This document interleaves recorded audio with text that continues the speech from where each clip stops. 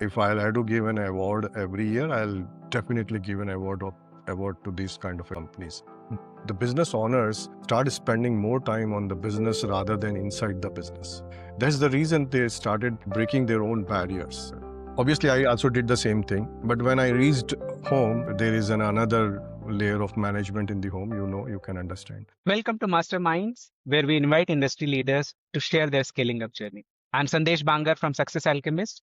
Today we have Mr. Vipinn Maloo with us. He's based in Dubai since early 1990s and carries with him a rich 32 years of corporate experience. He started his journey with an audit firm, followed by working with Adani Global, and then throughout the longest part of his career, he spent with a Fortune 500 company called Lubrizol International, which is a Warren Buffett Group company. He managed over $100 million of Middle East business. And since 2023, he's a process consultant as a business coach at his own firm called 360 Ops Consulting.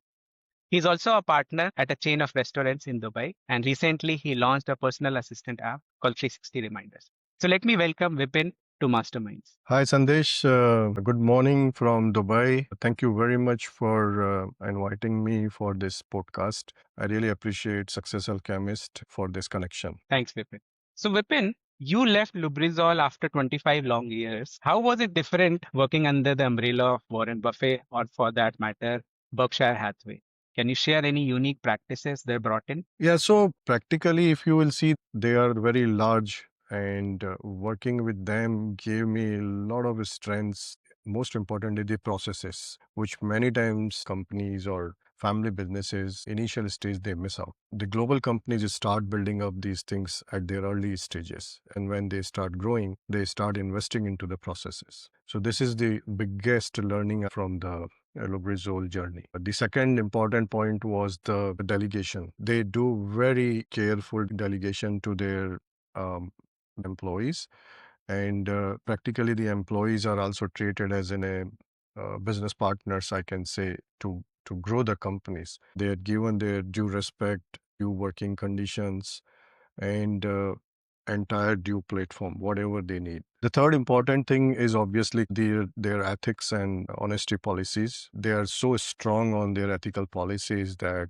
if I'll have to give an award every year, I'll definitely give an award to these kind of companies. They work entirely on ethical platforms, very much legally strong, very much compliance oriented companies. Wherever they are in global places, even if I'll talk about Dubai, where I was based, we used to follow the 100% government policies, government laws of UAE. Even a minor change in the government policy, company adopts very, very quickly. That's the reason they position themselves as top Fortune 500 companies. Till I worked and keep growing continuously. Amazing. Thanks, Vipin. So, what I understood is when it comes to global companies, they have strong processes, employee focus, and ethics, right? So, my next question to you is when it comes to scaling up, we have seen that systems start becoming bottlenecks after a while. So, how do you ensure systems evolve instead of becoming a hindrance in the scaling up journey? Companies start investing into the systems before they start growing. So the vision is very, very big, very, very large to grow. And they start investing into the system, they start investing into the people, they start investing into the corporate governances. That's the reason they continuously keep progressing. So anytime bottleneck you think is coming, they are ready to resolve that bottleneck, including technology. Like if you will talk about today's world, AI is moving in probably in a extremely upscale kind of a thing. These kind of an organizations already started implementing many of the AI tools, automation tools. They are very quick to adopt the technology. Very, very quick. Correct. And AI is the buzzword today. And those who are early adopters of technology, including AI, are going to start seeing benefits very soon. So, rightly said. Thank you. How about the role of standard operating procedures, SOPs, when it comes to scaling up a business? What's your opinion on that? SOPs are obviously for the companies is becoming quite critical now. They'll have to design their processes which are consistent, which are efficient and effective. So they can take decisions very quickly on things. Then come to the second step, the leadership. the business owners start seeing the benefits from the SOPs, that they start spending more time on the business rather than inside the business. So they start investing time outside the business. That's the reason they started scaling up. They started breaking their own barriers to grow. If you will compare the investment in SOP versus the benefit, they started seeing these benefits. So they started investing into the related automations, related systems, related softwares, related technology. They started training the people as well. This is how it's becoming quite important, and people started noticing nowadays that it's going to be most critical operational process of the company if they wanted to scale up and they grow. So SOPs help you get out of the firefighting, and business owners or top leaders can then focus on other important activities like getting into new markets, building the business Strategies. development, strategies. Thanks. The risk management also covered. Once you have the proper SOPs, your risk within the organization is very much covered. Your governances are covered. Your compliances are covered. So it's becoming part of your daily routine. So once you have all those things designed, is going to go very, very long way. Right. And as I have understood that when it comes to businesses which are operationally intensive, these SOPs become the DNA of the organization. Because if that doesn't happen, they find it very challenging to drive the business. What is your favorite tool when it comes to driving execution and discipline across teams? The people who are just starting, even a startup or a solopreneur or like a company which is having only 2 3 people strength, for them I keep suggesting use ChatGPT, use co-pilots. These becoming very, very handy tools for everybody. At least they don't have to spend thousands of rupees or thousands of dollars on developing very sophisticated kind of SOPs. As a beginning tool, just go to ChatGPT, give a proper prompt, you will have a basic SOPs ready for your business. Is used as a helping tool rather than a decision making tool. So these kind of tool give you a basic idea what has to be done. And then you analyze your own business with that thought process, which is coming from ChatGPT or Copilot is helping, or any namesake. I am not promoting any specific one. Right. Vipin, I also want to understand from you about KPIs, matrices that companies use when it comes to measuring individual performances as well as organizational performances. What's your approach when it comes to designing dashboards or scoreboards for companies? How do we drive behavior instead of just reporting data? Touch very, very good topic of any organization. So even if I am alone, I am driving my own KPI. So I have designed my own KPI that I have to meet so many people in a one day. I know how many meetings I have to complete. I know. So all those KPIs are becoming quite a critical one. Otherwise, like we say, people are not accountable. They are responsible. Everybody is responsible. But when you want to make them accountable, you will have to design their KPIs. So that's the reason companies started building up the KPIs for the individual people. Otherwise, what will happen is they will work in any direction. There will be no detailed direction given by the company. And obviously, when you have a KPI and you're working on that, you always get an early sign of any risk is coming, any risk mitigation is required, or any compliances are changing.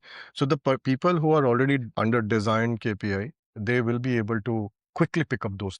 I also agree with you when it comes to having KPIs. They serve as a means to bring alignment to the team. It serves as a means of bringing more clarity because once a leader has a clear understanding of where to go, that starts building a cohesive team and it helps the organization at the end.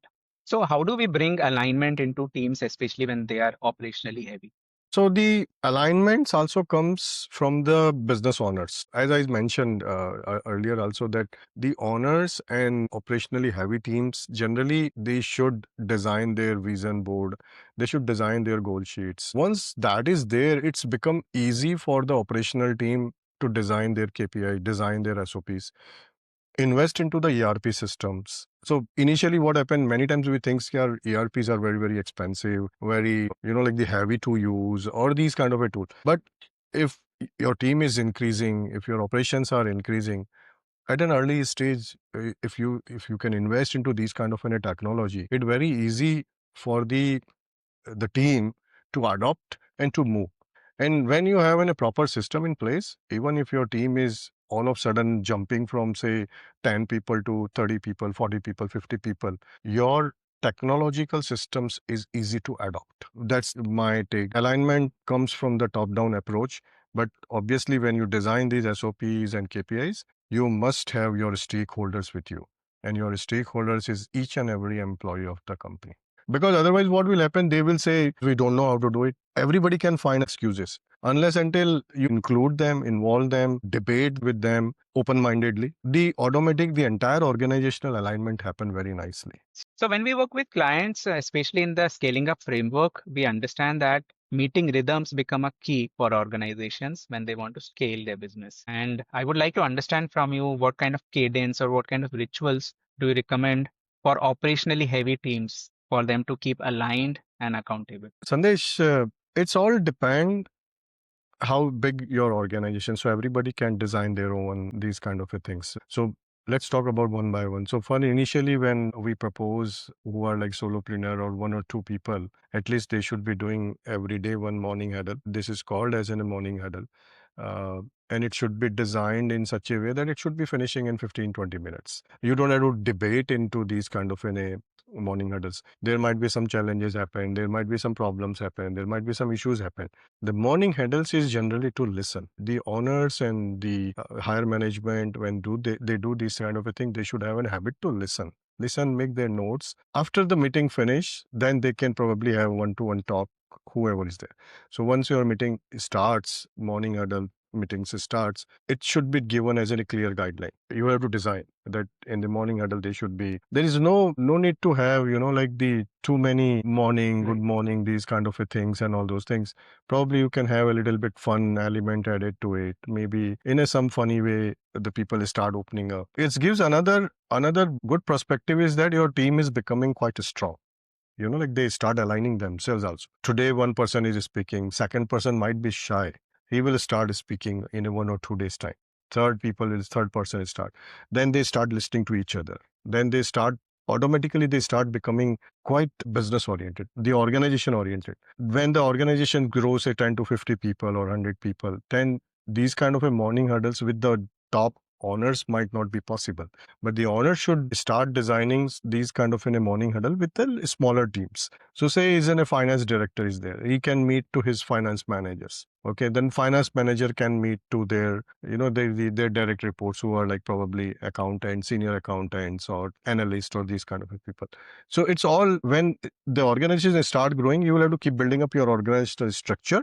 Within the organization structure, you should be keep building these kind of any direct reportings, direct meeting systems, honors and all those. If they really wanted to understand all those things, then they can have the meeting with the top management initially, and that could be designed again by say monthly once or quarterly once, depend on the strength.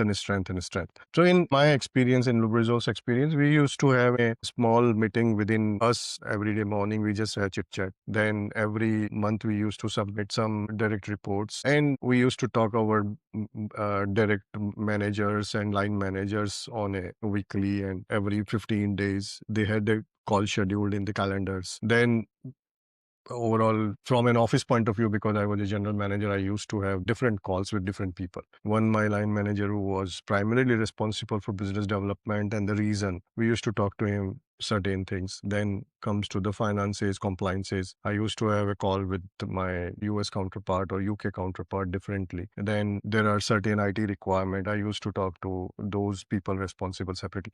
So you will have to keep designing the organizational structure as and when your operational team is increasing. From there, it's all alignment is start coming in. The one thing is start happening is there are certain SOPs automatically start developing. You will have to start noting down, piling up, have a proper drive or somewhere you can store those one. So the people who are just joining or coming up to those kind of in a positions, they can start reading those one and start implementing. And Sandesh, one more point I would like to mention. The morning huddle meetings, which are between a small team, that's okay. But when you have in a great larger meetings happening when the organization is growing, at least try to record certain points. I mean, like somebody should be responsible to have like an MOM kind of a thing, maybe 3-liner, 4-liner, bullet points. So at least it's become a start recording. Your one of the part of the KPI will be there, those kind of a thing.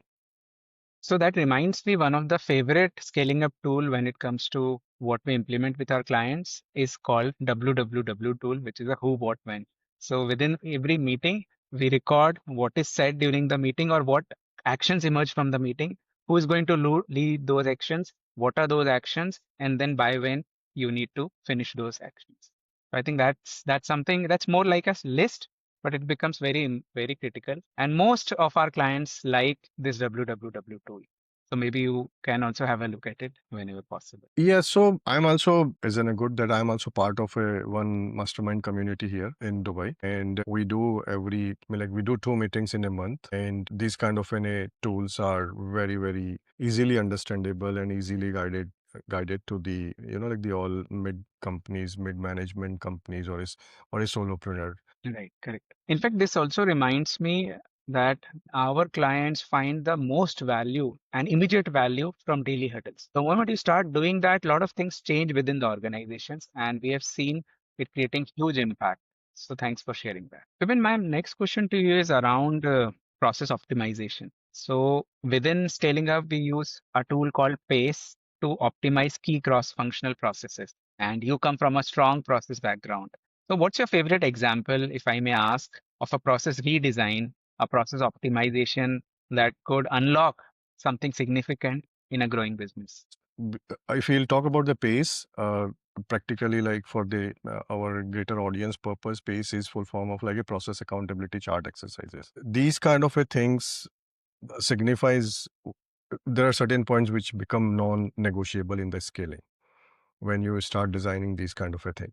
Uh, Growth margin, uh, growth, everything is start like the inefficiencies start clearing it out. Cross-functional behavior is start changing. Cross-behavioral bottlenecks start changing. Many times we are hearing finance department is not giving approval or sales department is having certain different policies. So once you have all those kind of cross-functional charts ready, cross-functional SOPs ready, all these kind of a bottlenecks will be cleared out because everybody will work in their own guideline.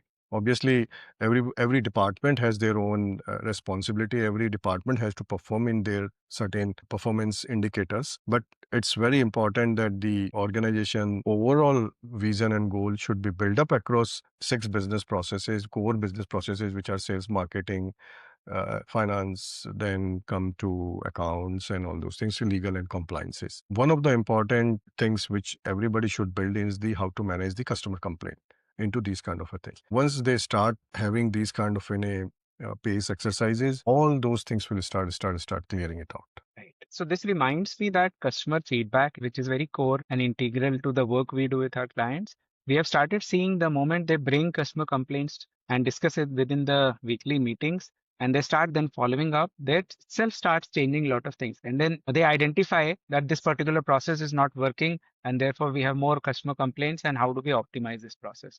So rightly said, I think that's becomes a source of input for them. It's in a human nature, okay, in a customer complaint. For us, we are right every time. You go any organization. When customer complains, we first become defensive. We become very defensive. No, we are right. We have done this. This is our policy. We have to do.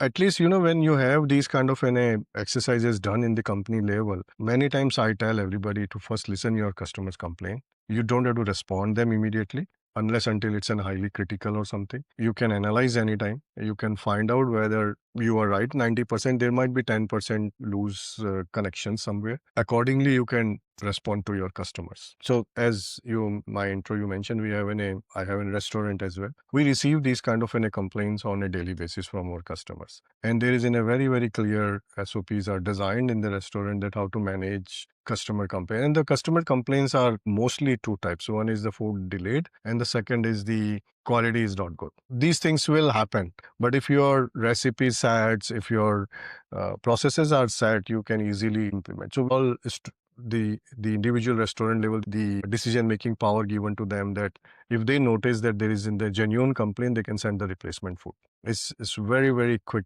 decision. They know, okay, this box is spoiled, or this food is really the what customer is complaining is not as per our continuous preparation. They immediately sends the new food to the guest. Obviously, they analyze themselves. If they sees like what customer is demanding is not as per the real complaint, they always come back to the senior management to decide whether how to manage those kind of a complaint.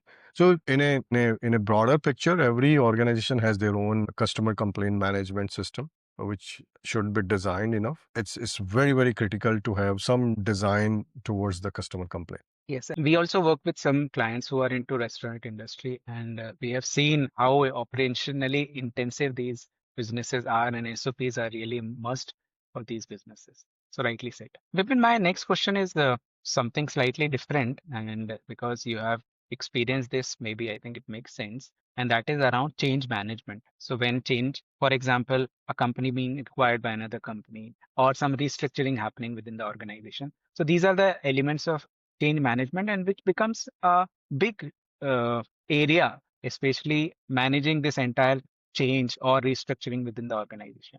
So what is your opinion when it comes to change management, how it should be tackled, how it should be addressed? Because restructuring or acquisitions are big changes in the organization. They have the potential to even hinder the growth. So, Sandesh, change management is a very broad word, and it's not only important for the merger and acquisitions. Change management can happen at your individual level as well. As soon as your manager change, a new manager comes, that's also change management. As soon as your employee changes, they also have the change management, because every employee comes with their experience. Every manager will come with their experiences. Every organization has built up on their own perception, their own business models, their own goal sheets, their own visions. So when it comes to a typical merger and acquisitions on a large organizations, obviously it's a long process for them, because they have to merge a lot things. They have to look which geographies they are. They have to look what kind of a people are working. And obviously in these every change management, one thing is important: talk. You have to keep talking, keep communicating a lot and lot. Your team has to meet more frequently to understand what they used to do, what they used to do. And many times what happen, it's like if very large organization is taking over like in a mid-sized company, the policy procedures of large organizations start slowly shifting on the this company which is just being acquired. They will start pushing their own SOPs to the ground level of this company. Obviously, they will do different trainings to the people. They explain to the system. They explain the system to the people. All those kind will happen, and it's not a very quick decision that no, you change it out. Change management always goes in a little slow manner. If your organization is small, when the people are changing, obviously your SOPs prevail. If you have a written down SOPs and all those things, you will have to tell the people who are coming, boss, you have a good experience. These are our SOPs, which you start working on it. And later on, if you will see the improvisation to be done into these things, let's sit on the table and then look into it. Because SOPs are not like in a hardcore cemented line kind of a thing which cannot be changed. I always guide the organization every 3 to 6 months, 6 to 12 months, as their organization is growing, they should be keep evolving their own SOPs. Even if they are doing one thing which is since last 7 years, 10 years, 5 years, there is no harm in changing any SOP at any given point of time if it's improving your processes. You design, you develop, you sit with your people, redesign, rethink, and implement. Once implemented, I always recommend to continue certain time. And the time decides as per the organizational processes, as per the business model of the company. You cannot keep changing SOP on a daily basis, obviously. So you can say, okay, this is today's SOP. Let's work on it. Let's work on it for 4 to 6 months, and then we will review it. By the time it may possible, you grow, you scale up, you add more people. So obviously you'll have to change your SOP. Their direct reports are changing, direct people are changing. You might have an in between, there is another manager, general manager, or director level of a guy. So I have two learnings from what you just said. First, when it comes to change management, more than one-way communication, it's the talk which is important. And I think that's what you were also emphasizing upon, that you keep communicating, you keep talking to people, and that drive changes much more smoothly. And when it comes to SOPs, revisiting your existing processes is also equally critical. And there has to be a frequency within which you see, because there could be a lot of redundant processes, or some steps in the entire process have become redundant over time, and therefore it's important to look at those old processes and revisit and optimize them. Thanks for that. So Vipin, my next question is related to your personal assistant app which you have launched, and that is 360 reminders. Would you like to tell us about What role does this play? So, Sandesh, this started from my own practical problem. One day I was driving my car, and all of a sudden my car battery went off. And then I started searching where is the warranty. The obviously when you are driving car on the road and battery went off, your first thought come to call the mechanic or call the battery changer to get it replaced. Obviously, I also did the same thing. But when I reached home, there is another layer of management in the home. You know, you can understand. They said, this battery we just changed 6 months back. How can you pay again? You should have called your warranty guy and everything. I said, where to search all of a sudden on the road. So from there, the thought started that there should be some tool which should be handy everywhere when you wherever you go to claim these kind of a thing. And I launched in this year only in May 2025. It's almost 4 months. And from this, actually, in my practical situation, I already saved certain thousand of dollars. I mean, like I can tell you the same battery and tire problem happened with the car. And this time, because we have everything uploaded in my app, I was on the somewhere street and I immediately called the mechanic and I told them that, look, this is your old invoice number, which was in the app upload. You can upload the invoices and everything. And I told them that, look, this is your invoice, this is your date. As per your warranty coverage, it was 12-month coverage. And he agreed. He immediately came with his van. He replaced the battery free of cost. So I saved the entire battery cost probably for another 6 months, 8 months down the line. The second incident happened with one of my car tire. Again, tire changed some time back. Generally, tire also people in Dubai, we always have the warranty attached to every product. Some 6 months, some 1 year. So these tires which I bought earlier was almost a 1 year warranty, and one of the tire was giving a problem, and I was every time going to the shop, tire repair shop, and get it repaired and come. One day when I went to the tire shop, this guy said, "Sir, you have to replace this tire. This is not going to work. You've already done twice this maintenance." And then I said, boss, I just changed say 6, 7, 8 months down the line. Obviously, I don't remember exactly when. There might be some people who remember everything, but in today's world, when the multiple things are going on in your head, these things are very much easy to forget. I opened my app. There wasn't a receipt lying there. I called the guy. He came. He replaced the tire free of cost. In May, when I launched, I started trying on myself only. So whatever the things in last 1 year, even before lab, I had in my house, wherever he's lying here, there, we keep recalling and uploaded everything there. So the app development started from there. Is more focused on the warranty expiry date and the warranty claims. The second important is the long-term reminders. Today, even for a student, everybody used to with the Google Calendar or Outlook calendars and everything. So your daily reminders you can add into the calendar. I'm not targeting those kind of reminders. In this reminder, you can set up next 4, 5 years reminder. It's very, very long term. Obviously, in calendar also you can set up, but in my in these things you set up every reminder with proper detail. It keeps sending you 4 or 5 types of reminder. It sends you on the email. There is an app notification also is there, which remind you. From there is it started building up. So yeah, it's in a very, very initial level right now. Let's see how this moves. But I'm really getting little good traction from this one now. Amazing to hear that. In fact, it's very interesting and very relevant for all of us. I'm myself going to explore it. Thanks for If you go sharing to that. the any office, Sandesh, if you go to any office, if you start looking around you, you will see at least 10, 20 items which are lying on your table or in the office which are warranty covered.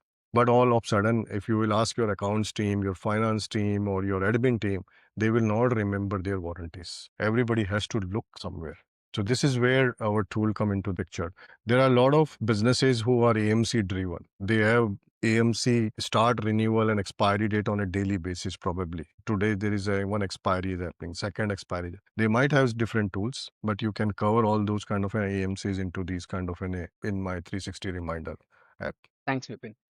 Uh, Vipin, we'll now move to the rapid fire round where I'm going to ask you some questions and all you have to do is answer them in one word or one sentence, whatever comes to your mind first. So let's begin. So when it comes to SOPs, how many is too many? Yeah. So it could be initially even in a solopreneur, like it could be 10, 20 SOPs. You should start as a baby step, 5, 10. And then as an organization moves, you can have it multiple SOPs for everything. Thanks. When it comes to people or processes, which should come first? People first or process first? Tricky question. Obviously, processes are going to be managed by people. Okay. So people first. Yeah, thanks. One KPI you will swear by. Ethics, level of Amazing. ethics, Great. Thanks. First step in fixing chaos. calmness. Your own calmness is very important when you are fixing some chaos and everything.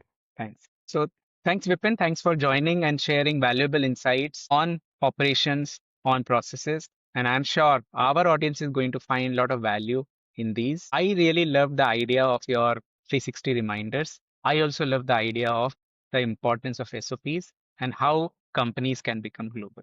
Sandesh, thank you very much once again to you, to Success Alchemist team for connecting with me on this valuable podcast. I hope your audience would like these kind of simple talk. Anytime you wanted to have any reconnect, you can reconnect with me anytime. Sure.